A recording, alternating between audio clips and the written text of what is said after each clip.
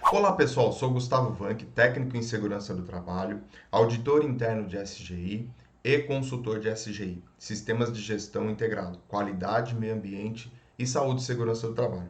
Sejam muito bem-vindos ao Diário do TST, canal que eu desenvolvo para ajudar vocês a aplicarem normas, procedimentos, requisitos legais no ambiente onde vocês estão atuando.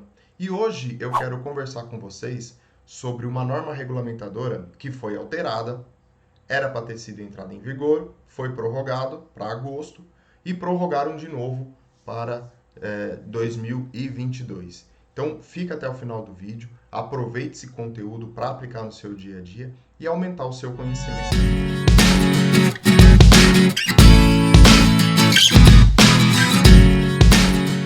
Exatamente, vamos falar da NR9, a NR que fala hoje do Programa de Prevenção de Riscos Ambientais e que foi alterada como avaliação e controle das exposições aos agentes ocupacionais, químicos, físicos e biológicos. Então vamos tratar deste novo texto, vamos conversar um pouquinho sobre esse novo texto da NR9 e fazer um paralelo aí, aproveitar e fazer um paralelo aí com o nosso PPRA e com o nosso futuro Programa de Gerenciamento de Riscos, enfim, toda esta temática que envolve toda essa parte de avaliação e reconhecimento de riscos. Antes de entrar na norma propriamente dita e começar a fazer essa discussão e essa análise com vocês, eu quero trazer para vocês que tanto o texto antigo, né, que é o Programa de Prevenção de Riscos Ocupacionais, quanto o texto novo da NR9, eles são muito parecidos, eles têm o mesmo conceito. Basicamente, tá? Basicamente, a diferença entre um e outro é que no PPRA existe um documento e no novo texto da NR não existe a necessidade, a obrigatoriedade da entrega deste documento. Esse eu acho que é o ponto mais crucial, ponto mais evidente dentro da norma. Mas devemos sim fazer todas as avaliações, todos os estudos, todas as medidas de controle referente aos riscos ocupacionais.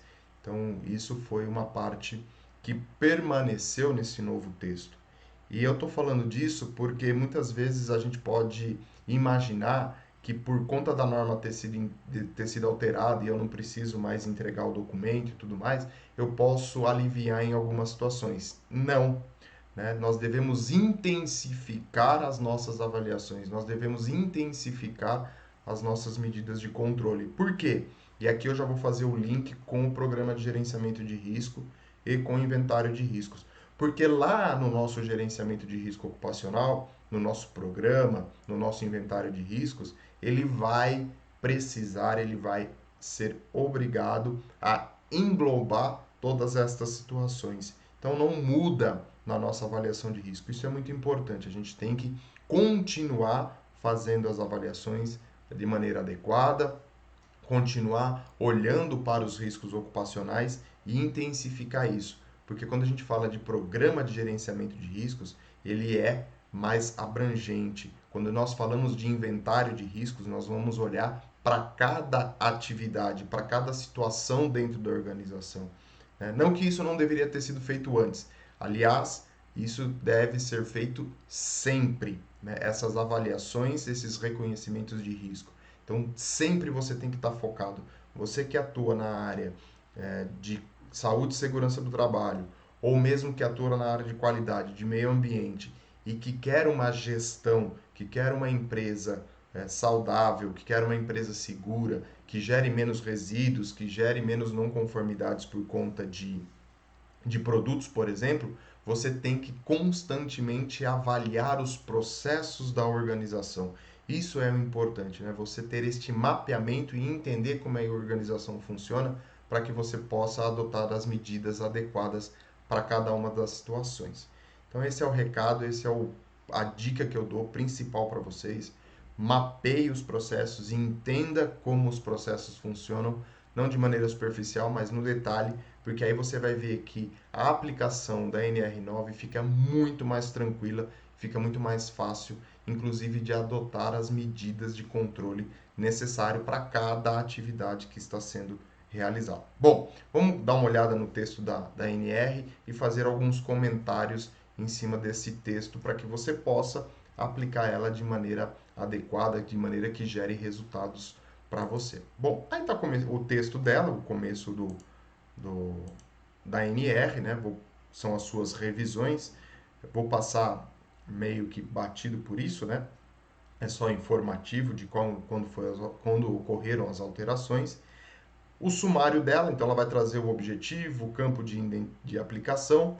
Eu vou me atentar na identificação das exposições ocupacionais, na avaliação, ou seja, do 93 até o 96. Vou fazer uma passada por esses itens, por conteúdo desses itens da norma e fazer um breve comentário para eles, tá? Então, começando lá na identificação da exposição dos riscos ocupacionais, das exposições ocupacionais aos agentes físicos, químicos e biológicos, ele diz lá que você deve descrever as atividades, identificar o agente de forma de exposição, possíveis lesões ou agravo à saúde relacionados às exposições identificadas, fatores determinantes de exposição, medidas de prevenção já existente e identificação de grupos de trabalhadores expostos. Então, primeiro passo, como eu falei lá no começo do vídeo, o reconhecimento, o mapeamento de processo da organização. Quando eu falo mapeamento de processo, eu vou entender como que a organização funciona e seu fluxo.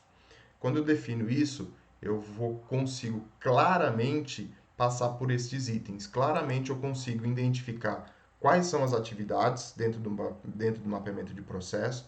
Eu consigo identificar de maneira clara quais são os agentes e como isso está sendo exposto, né? Como é que o colaborador está exposto a isso.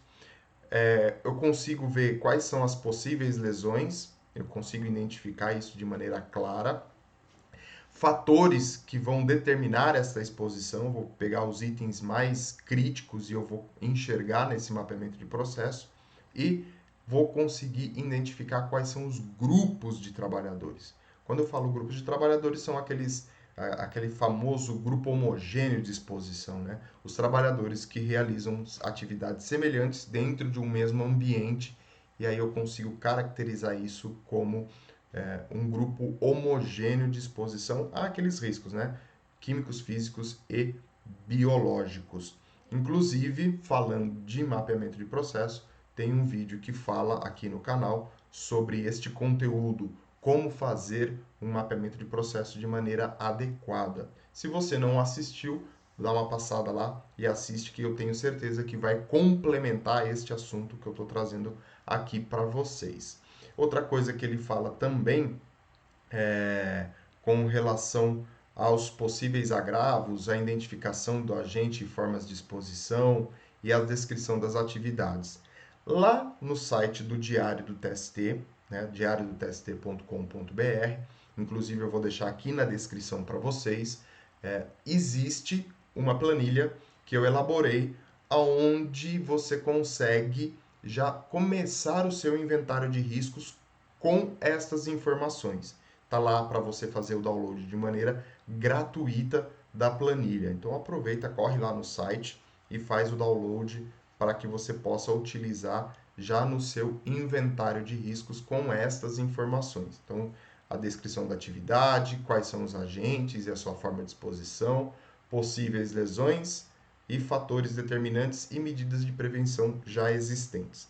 Inclusive, lá tem algumas outras informações que está correlacionado já com o programa de gerenciamento de riscos e com o inventário de riscos, quando ele fala de classificação e tudo mais, isso já está pronto para você também lá. Então, já dando a deixa para o seu inventário de riscos, e aí você consegue já começar a aplicar e desenvolver isso. Então, esse primeiro passo do reconhecimento, né, da avaliação dos agentes de riscos ocupacionais começa por esta situação. Então, a norma já traz isso para a gente, para que a gente possa identificar isso e possa começar a olhar para essa exposição com um olhar diferenciado. Ele coloca que deve ser realizada a análise preliminar das atividades de trabalho e os dados já disponíveis relativos aos agentes físicos, químicos e biológicos, a fim de determinar a necessidade de adoção direta de medidas de prevenção ou de realização das atividades de avaliações qualitativas ou, quando aplicáveis, de avaliações quantitativas. Então, você está fazendo reconhecimento de riscos. Se você identificar nesta análise prévia, você já pode aplicar medidas cabíveis para essa exposição. A avaliação quantitativa das exposições ocupacionais a esses agentes, quando necessária, deverá ser realizada para. Então, reconheci, entendi que existe o risco, que existe a exposição. Então, isso é uma avaliação qualitativa. Então, estou enxergando que existe e posso quantificar isso.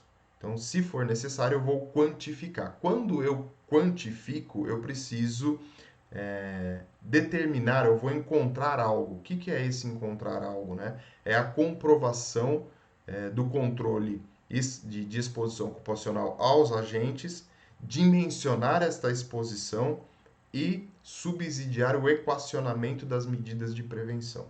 Então, eu tenho o agente, ele tem a exposição, e a partir do momento que eu quantifico isso, eu vou determinar qual é a exposição, qual é o grau de exposição desse trabalhador àquele agente. Então, recomendação, dica, se você consegue quantificar, quantifique tudo, todas as exposições que você puder, porque assim você vai determinar qual é o grau de exposição daquele grupo de trabalhadores ou daquele trabalhador. Quando você tem um valor numérico, uma quantidade de exposição, vamos dizer assim, né?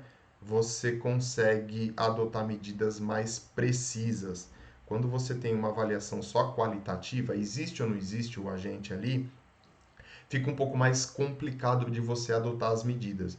Você pode adotar alguma medida imaginando que aquilo vai reduzir a exposição e, na verdade, você acaba só amenizando, né? Você não reduz, você só não atinge o objetivo. Então, a dica que eu dou é sempre que possível, quantifique todas as exposições dos seus trabalhadores e do seu grupo homogêneo, do seu trabalhador individual. Isso é muito importante para a adoção de medidas de controle. Tudo vai partir desta avaliação quantitativa. Continuando, ela deve ser, a avaliação quantitativa, né? Ela deve ser representativa, representativa da exposição ocupacional, abrangendo os aspectos organizacionais, condições ambientais e que envolvam o trabalhador no exercício de suas atividades. Não vou pegar simplesmente lá fazer uma amostra de 5 minutos, sendo que o meu trabalhador está exposto a 8 horas. Né? Vamos fazer esta coerência, essa avaliação das amostras, das quantidades que você está coletando para que seja realmente algo representativo. Não precisa coletar as 8 horas da jornada de trabalho, mas também não vá coletar um número muito pequeno. Sempre utilize este balanço, este bom senso, para que você possa realmente avaliar uma exposição coerente com a realização da atividade.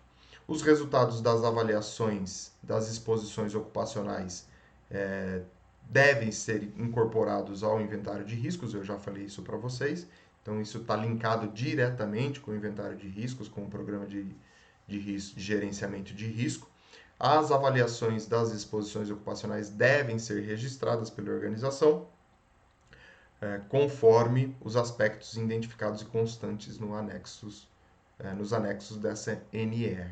Então é importante, como tudo que a gente sempre faz dentro da segurança do trabalho é evidenciar, não vai ser diferente para as questões de exposições aos agentes ocupacionais. Então, por isso é importante você ter o seu inventário de riscos e também o seu programa de gerenciamento de riscos, além dos documentos solicitados pela NR9. Depois nós vamos ter as medidas de controle, de prevenção e exposição aos agentes físicos, químicos e biológicos. E aqui a gente vai adotar as medidas de prevenção referentes a cada agente, né? E estão estabelecidos também nos anexos desta NR. Sempre, medida de controle eficaz, eficiente, é aquela medida de controle que vai eliminar a exposição àquele risco ambiental. Sempre, primeiro passo é você eliminar essa exposição a esse agente.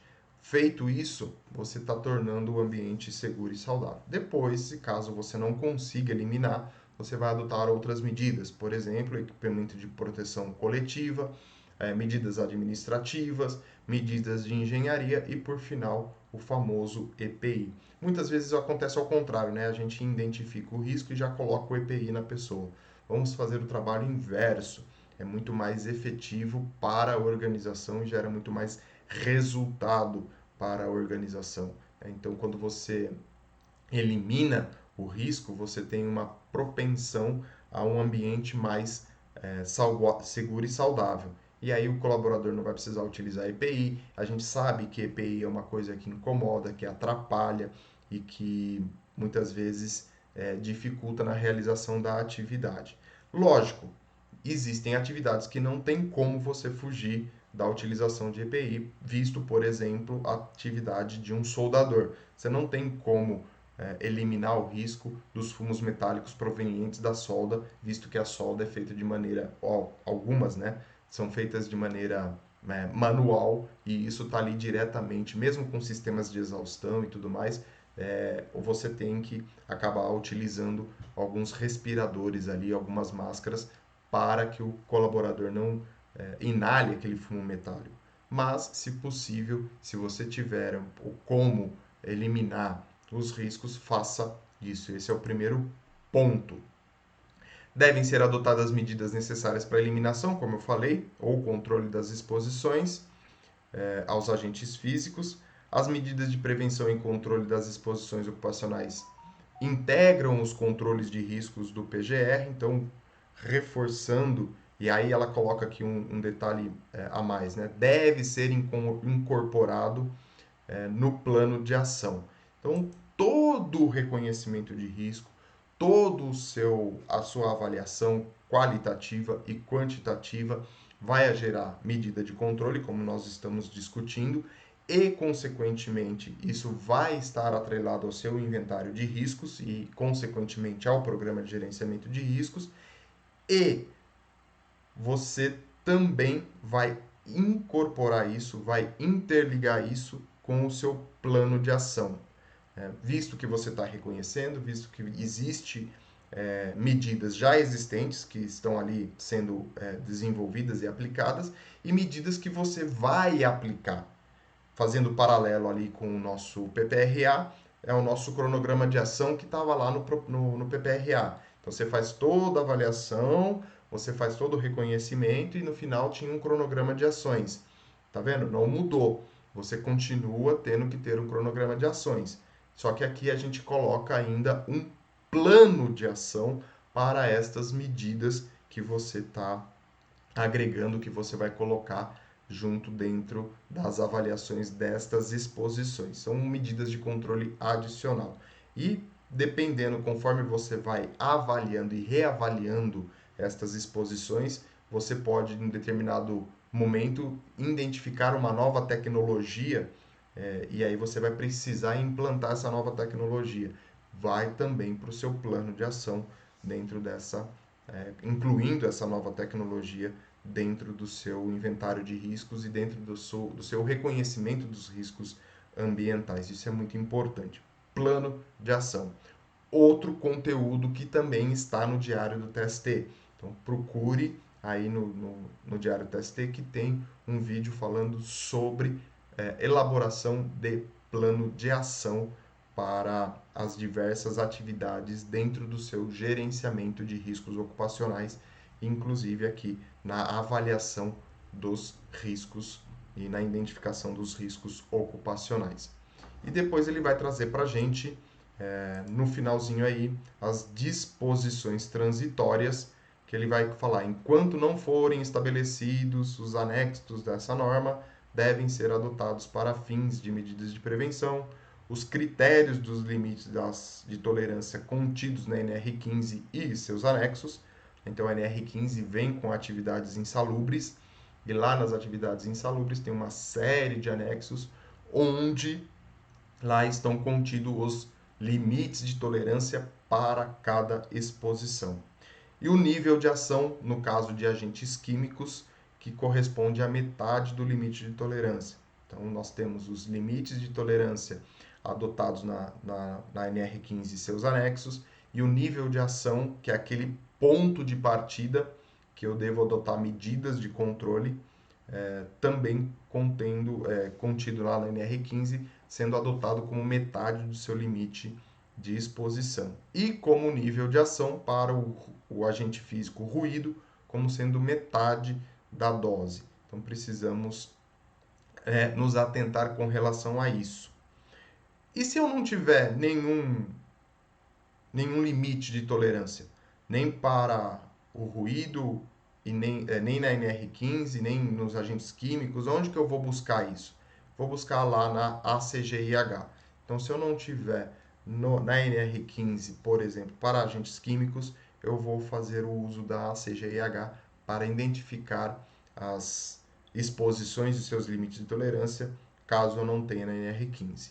E considera-se nível de ação o valor no qual devem ser implementadas ações de controle de uma forma sistemática para minimizar a probabilidade de exposições ocupacionais que que ultrapassem os limites de exposição. Então, o que ele quer dizer aqui é o seguinte: tenho o meu limite de tolerância, né? Então, acima daquele é um ambiente onde eu não posso ter atividade nenhuma. E abaixo disso, ou seja, né? Então eu tenho um limite de tolerância, acima desse limite de tolerância é considerado um ambiente totalmente insalubre. Abaixo desse limite de tolerância, o ambiente teoricamente ele é salubre, mas ele está muito próximo de se tornar insalubre. E aí o que eu faço? Eu vou determinar, e a NR determina um nível de ação. E esse nível de ação corresponde à metade do limite de exposição. A partir deste nível de ação, eu obrigatoriamente vou ter que adotar alguma medida de controle.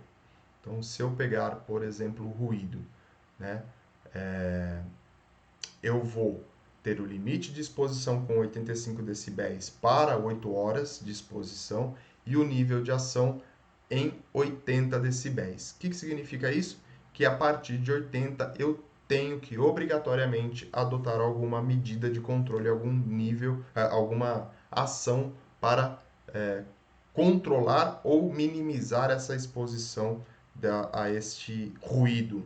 Abaixo deste nível de ação, não preciso adotar medidas de controle. Então é importante a gente sempre focar em avaliações, em ações, em medidas de controle abaixo do nível de ação. Quando você está abaixo do nível de ação, o ambiente está abaixo do nível de ação, lógico, né? Pensando aqui sem a utilização de EPIs, você vai ter aí um ambiente totalmente seguro e aí o colaborador não vai precisar utilizar nenhum EPI para que ele possa realizar a atividade.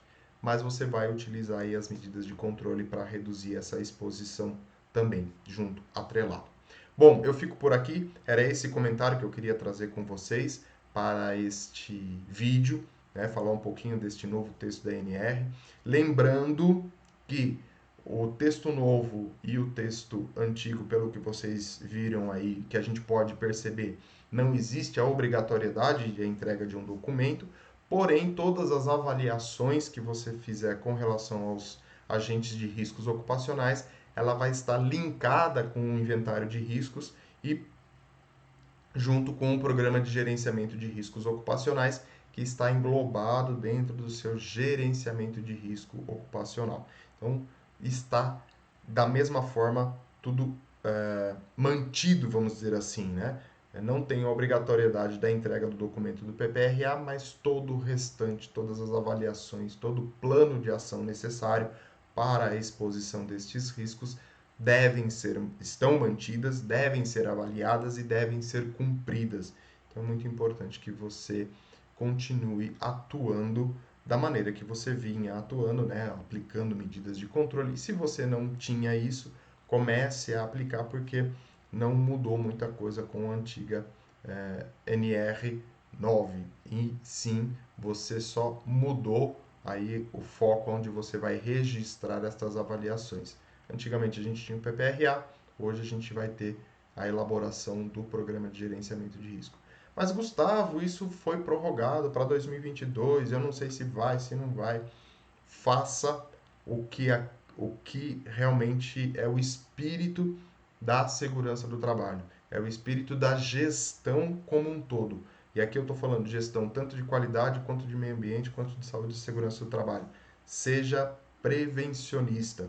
Pense naquilo que você pode reduzir para a organização, na questão de exposição aos agentes ambientais. Então, não é porque um documento foi prorrogado, que vai entrar em validar, vai ser validado mais para frente, que você não faça. Continue realizando e faça. Se você comece a fazer, se caso você não tenha esse costume, né? Aplique isso dentro da organização, porque o objetivo é ser prevencionista, melhorar o ambiente, a saúde e segurança do trabalho e, consequentemente, melhorar também os resultados da organização. Eu acho que isso é o importante, trazer resultados significativos para os trabalhadores e para a organização. Bom, eu fico por aqui. Não se esqueça, se inscreve no canal, curte, compartilha, comente, o seu comentário é muito importante, faz com que eu possa desenvolver esse conteúdo para vocês, melhorar esse conteúdo para vocês e agregar valor à atividade de vocês, descomplicando e aplicando normas, instruções de maneira fácil aí no seu dia a dia. E, antes de partir, esqueci, lá embaixo, na descrição do vídeo, você vai ter aí as redes sociais do Diário do TST, inclusive o site do Diário do TST, onde eu comentei com vocês que tem uma planilha que você pode fazer o download de maneira gratuita, de um exemplo de um inventário de riscos, e inclusive no site tem uma série de conteúdos de cursos para você aplicar no seu dia a dia. Então aproveita que é conteúdo para enriquecer a sua carreira, conteúdo para que você possa ser um profissional diferenciado no mercado onde você está atuando. Um grande abraço e a gente, lógico, se encontra no nosso próximo vídeo.